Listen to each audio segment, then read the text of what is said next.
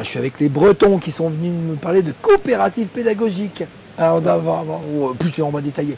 Est-ce que vous pouvez vous présenter l'un après l'autre? Alors Philippe, enseignant de technologie, formateur dans le réseau Résentis et animateur de la coopérative pédagogique numérique d'Ille-et-Vilaine. Ille-et-Vilaine. Voilà. Marc, moi je anime la coopérative pédagogique du Finistère, qui est à Brest. C'est tout au bout là, la France? Oui, tout au bout. Et Alain, c'est moi l'initiateur d'un projet qui s'appelle Interactic qui regroupe les 4 coopératives pédagogiques départementales. Donc les Bretons, vous êtes là. C'est quoi une coopérative pédagogique qui suscite ma curiosité? Alors, c'est quoi ce nouveau concept? C'est un concept qu'on a essayé de construire sur plusieurs années. C'est l'ensemble des collèges, lycées, écoles qui ont envie sur un département de travailler autour du numérique. Je fais un peu l'analogie d'une coopérative agricole. Ça, c'est toutes les fermes.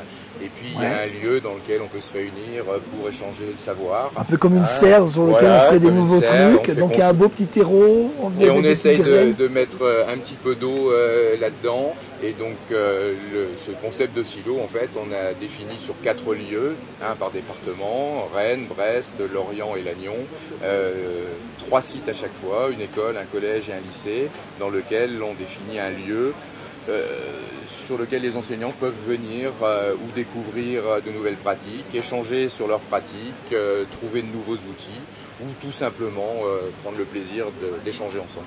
D'accord. C'est qui les formateurs dans ces lieux-là ? Alors, il n'y a pas de formateur proprement dit. On a sur chaque lieu un animateur qui est un de nos formateurs du réseau Résentis, qui est le réseau des formateurs académiques, qui a une décharge à mi-temps pour animer la coopérative. Alors, l'animation, c'est pas tant accueillir le public que de travailler avec les collectivités, avec les associations, pour créer des animations tout au long de l'année.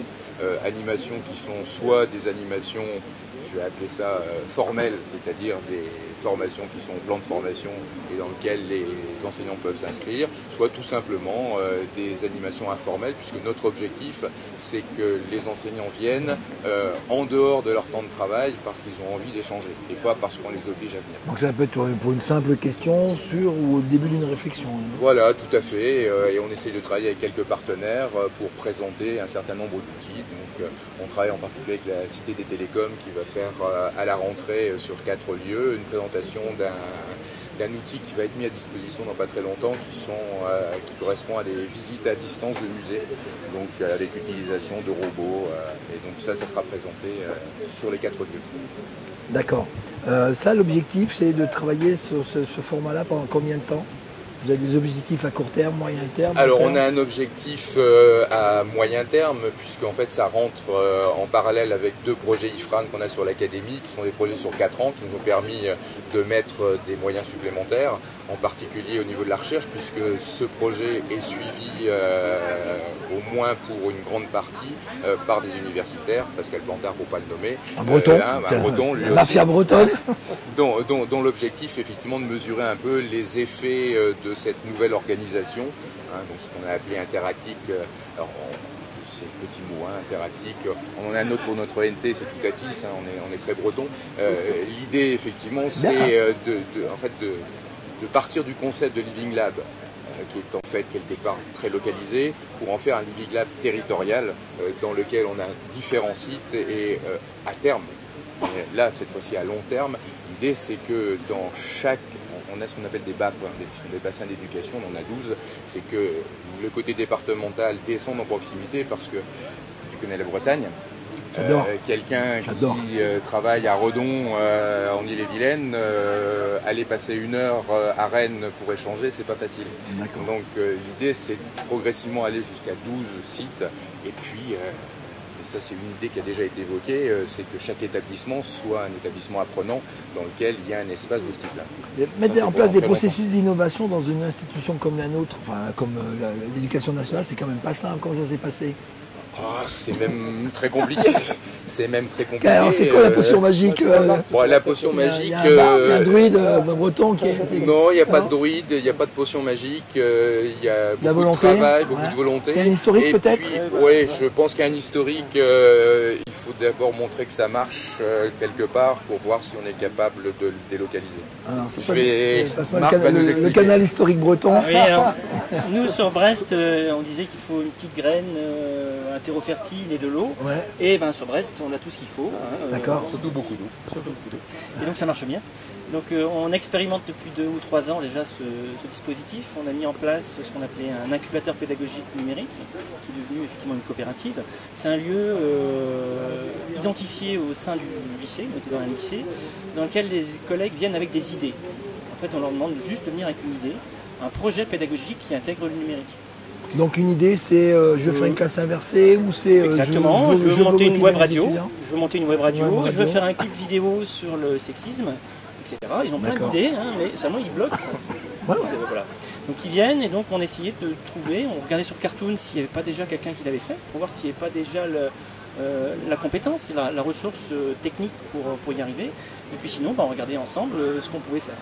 Donc on leur apporte la compétence un petit peu technique, si on peut dire, et surtout les oriente vers des solutions qui ont déjà marché, de façon à ce qu'ils puissent par la suite rencontrer des pairs qui ont déjà mis le projet en place pour que leur projet réussisse.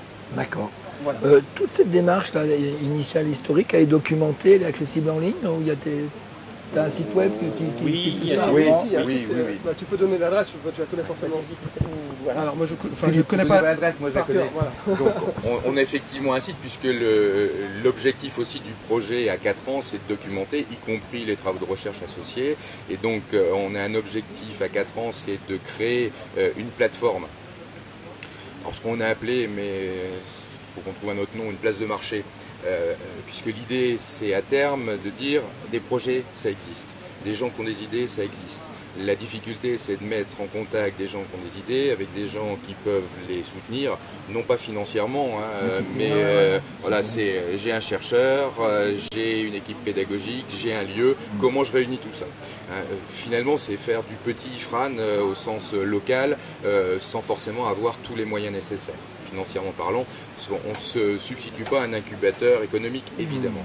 Mais on a des startups qui ont envie de travailler avec des entreprises, avec des établissements scolaires, comment les mettre en relation. Et donc dans un premier temps, ce qu'on a fait de façon très limitée certainement, c'est qu'on a créé un site qui récapitule un petit peu ce que c'est que ce Living Lab. Ça s'appelle tout bêtement interactic.toutatis.fr. On relie les deux, voilà, par Toutatis. Et donc où l'objectif c'est à la fois d'expliquer effectivement ce qu'on veut faire, mettre un petit glossaire parce que les termes encore une fois n'existent qu'à partir du moment où on les a explicités, donc le concept a besoin d'être expliqué, et on a également l'équivalent d'un agenda pour chacune des coopératives où on place toutes les animations qui ont lieu tout au long de l'année et où les gens peuvent venir effectivement s'ils le souhaitent. Donc tout ça, ça démarre concrètement quand ? Alors ça a démarré depuis 1 an, on s'est donné 1 an de préfiguration parce qu'il y a un vrai travail, mais tu sais comment ça se passe avec les collectivités, il faut prendre du temps. Donc toutes les collectivités sont partantes, c'est-à-dire régions, les 4 départements et les 4 grandes villes associées. On a normalement en octobre une inauguration officielle avec toutes ces collectivités-là. Bon, mais derrière cette volonté, après, il faut aussi que les services suivent. Donc on est en train de travailler sur l'aménagement des différents espaces. C'est-à-dire que cette année a été une année pour convaincre, pour montrer qu'on pouvait faire des choses même avec rien. Et ça, je pense que c'est très important dans le concept. On n'attend pas que tout soit parfait pour démarrer. On a fait plein de choses. On a bénéficié aussi de la réforme du collège, de la formation numérique, qui nous a permis de faire à peu près 70 à 75 journées de rencontres du numérique, y compris sur les sites des coopératives, pour montrer qu'effectivement on pouvait le faire même avec peu de moyens. Et là, cette année, on travaille sur l'aménagement des espaces. Or, sans aller jusqu'à les beaux espaces Microsoft, etc. Mais l'idée, c'est d'aménager l'équivalent d'une salle de classe dans laquelle on peut travailler autrement. 40 mètres carrés, une salle de classe, 50 on a essayé de faire un peu plus, mais on a 4 espaces différents. Toi, tu as 120 mètres carrés. À la Binquenay, il y a 50 mètres carrés plus 20 mètres carrés à côté, c'est-à-dire qu'on a 2 espaces associés. À Lannion, on a 2 fois 50 mètres carrés. Et à Lorient, on a pour l'instant 40 mètres carrés et 60 à venir. Et dans les écoles, pour l'instant, on travaille avec eux pour essayer de trouver au moins un espace. Mais l'idée, c'est, tu sais bien aussi, c'est qu'on ne va pas casser tous les établissements scolaires, c'est de montrer qu'avec les espaces actuels, on peut quand même travailler différemment. hein, et que, bon, même si 55 mètres carrés c'est un peu court, mais on arrive quand même finalement à travailler autrement. À la place de mettre un vidéoprojecteur interactif qui est géré par le professeur, on en met 3 qui sont gérés par les élèves, et puis on essaye de démontrer que ça peut permettre de travailler différemment. Bon, on a fait le tour du projet? Oh, bah, je pense qu'on a fait le tour. Moi j'ai appris ce que c'était qu'une coopérative pédagogique. On viendra dans 3 ans pour voir si ça a marché ou pas. Non, non, non, mais l'année prochaine, on fera un bilan intermédiaire. Ça serait pas mal. Ça serait pas mal. Parce que moi j'ai mémoire. Hein. Peut-être qu'on peut dire aussi. Attention, attention les gars, vous engagez là. En fait, toujours. On est intéressé par les partenaires privés qui peuvent. C'est un appel aux dons. La séquence appel aux dons, participation. Oui, travaillez avec nous parce qu'on équipe nos espaces. Non, soyons intelligents. Moi j'appelle ça soyons intelligents. C'est-à-dire que c'est pas que pour du partenariat. Il y a aussi l'intérêt de faire un venir entreprise. Non seulement pour équiper, mais aussi pour proposer du contenu, proposer des animations, proposer des formations en présentiel ou à distance. Voilà, on est ouvert à ce genre de propositions. D'accord. Voilà. Je peux terminer? Parce que tout à l'heure Marc a parlé de Cartoon. Cartoon un peu c'est le point de départ de cette réflexion-là. C'est-à-dire que Cartoon qui devrait normalement s'ouvrir d'ici un mois ou 2 à toutes les académies. C'est donc ce qu'on a construit il y a 2 ans, c'est la capacité pour chaque professeur de publier des retours d'expérience sur ses pratiques pédagogiques et d'échanger avec ses pairs. Et on a fait le constat que échanger à distance, c'était pas suffisant, qu'il fallait se voir dans la vraie vie. Et que se voir dans la vraie vie, en ouvrant sa porte à un collègue, déplacement, difficultés, c'était pas simple. D'où l'intérêt d'avoir ces espaces dans lesquels on peut se réunir. Ça, c'était le premier point.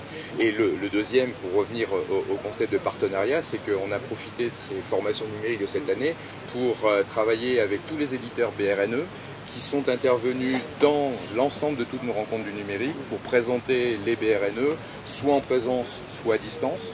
Et on a de ce fait créé sur Magistère, le fameux Magistère pour les professeurs, formateurs de professeurs. Voilà. Donc on a défini en fait un cycle de webinaires qui va être étendu cette année. Alors il s'appelle Webenum pour webinaire sur le numérique, et on vient d'en créer un deuxième qui va être géré par la DNE, WebRNE, qui va permettre en fait à travers des échanges toujours entre pairs, on est sur des webconférences très limitées, vingtaine de minutes maximum, où un professeur échange à distance avec d'autres professeurs sur une pratique. Et donc là l'idée c'est de mettre en avant les ressources numériques de la BRNE, c'est-à-dire finalement pas comment techniquement on s'en sert, mais comment pédagogiquement on peut effectivement les utiliser. Bon bah là on a été exhaustif, on a fait tout le tour. C'est bon? Je pense qu'on a fait le tour. On a fait l'historique, on a fait tout. Merci les gars. On revient l'année prochaine. Et quand je passerai en Bretagne, j'irai voir ces coopératives pédagogiques. Quand tu veux. C'est quand je peux surtout. On a prévu aussi la cafetière. Donc, d'accord, ça marche. Marc fait du cidre. Oui, donc très bon cidre. Non mais il faut pousser jusqu'à Brest. Quand je vais en Bretagne, c'est pas si loin que ça. On va s'arranger. Merci, à la prochaine. Ils sont bavards. Je suis avec les Bretons qui sont venus me parler de coopérative pédagogique. Alors, plus on va détailler. Est-ce que vous pouvez vous présenter l'un après l'autre? Alors Philippe, enseignant de technologie, formateur dans le réseau Résentis et animateur de la coopérative pédagogique numérique d'Ille-et-Vilaine. Ille-et-Vilaine. Voilà. Marc, moi j'anime la coopérative pédagogique du Finistère, qui est à Brest. C'est tout au bout là, la France? Oui, tout au bout. Et Alain, c'est moi l'initiateur d'un projet qui s'appelle Interactive, qui regroupe les 4 coopératives pédagogiques départementales. Donc les Bretons, vous êtes là. C'est quoi une coopérative pédagogique qui suscite ma curiosité? Alors, c'est quoi ce nouveau concept? C'est un concept qu'on a essayé de construire sur plusieurs années. C'est l'ensemble des collèges, lycées, écoles qui ont envie sur un département de travailler autour du numérique. Je fais un peu l'analogie d'une coopérative agricole, ça c'est toutes les fermes. Et puis il y a un lieu dans lequel on peut se réunir pour échanger le savoir. Un peu comme une serre sur laquelle on ferait des nouveaux trucs. Donc il y a un beau petit terreau. Et on essaye de mettre un petit peu d'eau là-dedans. Et donc ce concept de silo, en fait, on a défini sur 4 lieux, un par département, Rennes, Brest, Lorient et Lannion, 3 sites à chaque fois, une école, un collège et un lycée, dans lequel on définit un lieu sur lequel les enseignants peuvent venir ou découvrir de nouvelles pratiques, échanger sur leurs pratiques, trouver de nouveaux outils, ou tout simplement prendre le plaisir d'échanger ensemble. D'accord. C'est qui les formateurs dans ces lieux-là? Alors, il n'y a pas de formateur proprement dit. On a sur chaque lieu un animateur qui est un de nos formateurs du réseau Résentis, qui est le réseau des formateurs académiques, qui a une décharge à mi-temps pour animer la coopérative. Alors, l'animation, c'est pas tant accueillir le public que de travailler avec les collectivités, avec les associations, pour créer des animations tout au long de l'année. Animations qui sont soit des animations, je vais appeler ça formelles, c'est-à-dire des formations qui sont plans de formation et dans lesquels les enseignants peuvent s'inscrire, soit tout simplement des animations informelles, puisque notre objectif, c'est que les enseignants viennent en dehors de leur temps de travail parce qu'ils ont envie d'échanger et pas parce qu'on les oblige à venir. Donc ça peut être pour une simple question ou au début d'une réflexion. Voilà, tout à fait, et on essaye de travailler avec quelques partenaires pour présenter un certain nombre d'outils. Donc on travaille en particulier avec la Cité des Télécoms qui va faire à la rentrée sur 4 lieux une présentation d'un outil qui va être mis à disposition dans pas très longtemps, qui correspond à des visites à distance de musées, donc avec l'utilisation de robots, et donc ça sera présenté sur les 4 lieux. D'accord. Ça, l'objectif, c'est de travailler sur ce format-là pendant combien de temps? Vous avez des objectifs à court terme, moyen terme? Alors on a un objectif à moyen terme, puisqu'en fait ça rentre en parallèle avec 2 projets IFRAN qu'on a sur l'académie, qui sont des projets sur 4 ans, qui nous ont permis de mettre des moyens supplémentaires, en particulier au niveau de la recherche, puisque ce projet est suivi au moins pour une grande partie par des universitaires, Pascal Plantard pour ne pas le nommer. Un breton, un breton lui la mafia bretonne. dont l'objectif effectivement de mesurer un peu les effets de cette nouvelle organisation, donc ce qu'on a appelé interactique. Alors c'est le petit mot, interactique. On en a un autre pour notre NT, c'est Toutatis, on est très breton. L'idée effectivement, c'est de partir du concept de Living Lab, qui est en fait quelque part très localisé, pour en faire un Living Lab territorial dans lequel on a différents sites et à terme, là cette fois-ci à long terme, l'idée c'est que dans chaque, on a ce qu'on appelle des BAP, des bassins d'éducation, on en a 12, c'est que le côté départemental descende en proximité parce que tu connais la Bretagne. Quelqu'un qui travaille à Redon en Ille-et-Vilaine, aller passer 1 heure à Rennes pour échanger, c'est pas facile. Donc l'idée c'est de progressivement aller jusqu'à 12 sites et puis ça c'est une idée qui a déjà été évoquée, c'est que chaque établissement soit un établissement apprenant dans lequel il y a un espace de ce type-là. Mettre en place des processus d'innovation dans une institution comme la nôtre, enfin comme l'éducation nationale, c'est quand même pas simple. Comment ça s'est passé? C'est même très compliqué. C'est même très compliqué. Alors c'est quoi la potion magique? Bon, la potion magique. Il y a un druide breton qui est. Non, il n'y a pas de druide, il n'y a pas de potion magique. Il y a beaucoup de travail, beaucoup de volonté. Il y a un historique peut-être? Oui, je pense qu'il y a un historique. Il faut d'abord montrer que ça marche quelque part pour voir si on est capable de le délocaliser. Alors, le canal historique breton. Oui, alors, nous sur Brest, on disait qu'il faut une petite graine, un terreau fertile et de l'eau. Ouais. Et ben sur Brest, on a tout ce qu'il faut. D'accord. Surtout beaucoup d'eau. Et donc ça marche bien. Donc on expérimente depuis 2 ou 3 ans déjà ce dispositif. On a mis en place ce qu'on appelait un incubateur pédagogique numérique, qui est devenu effectivement une coopérative. C'est un lieu identifié au sein du lycée, on était dans un lycée, dans lequel les collègues viennent avec des idées. En fait, on leur demande juste de venir avec une idée, un projet pédagogique qui intègre le numérique.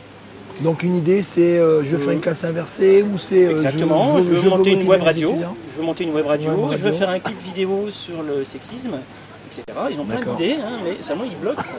Voilà.